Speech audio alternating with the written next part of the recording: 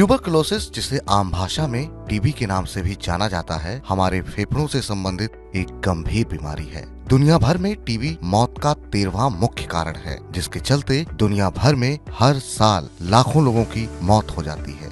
एक अनुमान के मुताबिक साल 2021 में टीबी से कुल 16 लाख लोगों की जान चली गई। हिंदुस्तान में भी लाखों लोग इस गंभीर बीमारी की चपेट में हैं और सरकार इसे खत्म करने के लिए लगातार प्रयास कर रही है। भारत सरकार ने 2025 तक टीबी को खत्म करने का लक्ष्य बनाया है, लेकिन ताजा आंकड़े बताते हैं कि वास्तविक स्थिति निर्धारित लक्ष्य से अभी काफी दूर है। WHO ने ट्यूबरकुलोसिस को दुनिया के सबसे घातक संक्रामक रोगों में रखा है। साल 2022 में भारत में दर्ज किए गए टीबी के कुल मामलों की संख्या 21.42 लाख थी। ट्यूबरकुलोसिस से बचने के लिए सबसे ज्यादा जरूरी है उसके बारे में सही जानकारी होना। तो चलिए आज इस वीडियो में बात करते हैं ट्यूबरकुलोसिस के बारे में। आखिरकार ट्यूबरकुलोसिस यानी कि टीबी क्या होता है? ट्यूबरकुलोसिस या फिर टीबी एक संक्रामक बीमारी है जो शरीर में बैक्टीरिया के संक्रमण के कारण फैलती है। ज्यादातर मामलों में टीबी फेफड़ों को प्रभावित करती है, लेकिन ये समस्या फेफड़ों के अलावा शरीर के दूसरे अंगों जैसे कि आंत, दिमाग, हड्डी और किडनी आदि में भी हो सकती है। लेकिन ये जानना जरूरी है कि आखिर शरीर में टीबी की शुरुआत कैसे होती है। दरअसल टीबी माइक्रोबैक्टीरियम ट्यूबरकुलोसिस नामक बैक्टीरिया के संक्रमण से फैलता है। इससे संक्रमित मरीजों के संपर्क में आने से संक्रमण का खतरा बढ़ जाता है। खांसते, छींकते और बात करते समय निकलने वाले 300 से ज्यादा ड्रॉपलेट्स सांस के जरिए इंसान में संक्रमण को फैलाने का काम करते हैं। जब आप टीबी से संक्रमित किसी व्यक्ति के संपर्क में लंबे समय तक रहते हैं तो संक्रमण फैलने का खतरा और बढ़ जाता है।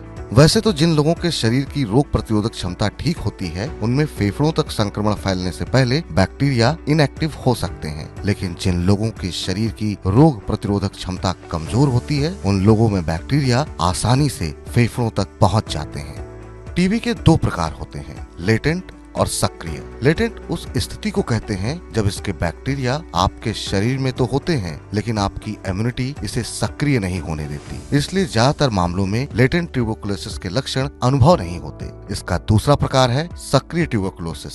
इस स्थिति में बैक्टीरिया आपके शरीर में विकसित हो रहा होता है और शरीर में इसके लक्षण भी साफ नजर आने लगते हैं। अगर किसी को सक्रिय ट्यूबरकुलोसिस है तो ये बीमारी एक व्यक्ति से दूसरे व्यक्ति में आसानी से फैल सकती है। अब ये जान लीजिए कि आखिर टीबी होने का खतरा किन लोगों को ज्यादा रहता है। इनमें वो लोग शामिल हैं जो लंबे समय तक संक्रमित व्यक्ति के संपर्क में रहते हैं या फिर जिन्हें किडनी से जुड़ी कोई गंभीर बीमारी है। जिन लोगों की रोग प्रतिरोधक क्षमता यानी कि इम्यूनिटी वीक होती है वो लोग भी टीबी के शिकार हो सकते हैं। इसके अलावा HIV और एड्स के मरीजों को भी टीबी होने का खतरा ज्यादा रहता है। अगर इसके लक्षणों की बात करें तो इस बीमारी में सांस लेने में परेशानी होती है, सीने या छाती में तेज दर्द महसूस हो सकता है, भूख कम लगना या खाने की इच्छा न होना भी टीबी होने की वजह हो सकती है और सबसे ज्यादा जरूरी 3 हफ्ते से ज्यादा समय तक खांसी रहना भी टीबी होने की निशानी है।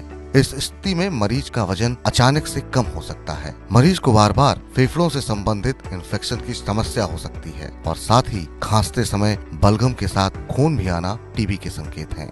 मरीज में दिखाई दे रहे लक्षणों के आधार पर डॉक्टर कई तरह की जांच करवा सकते हैं। इन जांचों में सीने या छाती का एक्सरे, बलगम या थूक की जांच, ब्लड टेस्ट या छाती का x ray, endoscopy, Mantoux test, interferon gamma release और टीबी गोल्ड टेस्ट शामिल हैं। बीमारी की गंभीरता को देखते हुए डॉक्टर इसका इलाज करते हैं। हर किसी के इलाज की प्रक्रिया एक दूसरे से भिन्न हो सकती है। डॉक्टर कुछ किस्म की दवाएं देते हैं। टीबी के इलाज के दौरान मरीज को नियमित रूप से 6 महीने तक लगातार दवाओं का सेवन करना होता है। जिन लोगों को गंभीर टीबी है उनके इलाज के लिए एडवांस ट्रीटमेंट का उपयोग किया जाता है। टीबी का इलाज पूरी तरह से मुमकिन है, लेकिन टीबी के मरीज कुछ बातों का ध्यान जरूर रखें।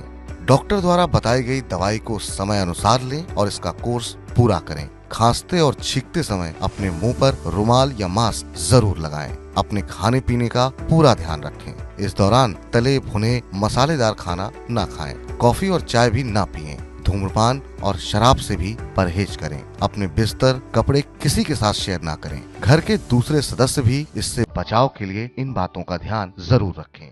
2 हफ्ते से ज्यादा समय तक खांसी रहने पर डॉक्टर को जरूर दिखाएं। जिस व्यक्ति को टीबी है उसके साथ एक कमरे में ज्यादा समय ना बिताएं और पास जाते समय मास्क पहने रखें।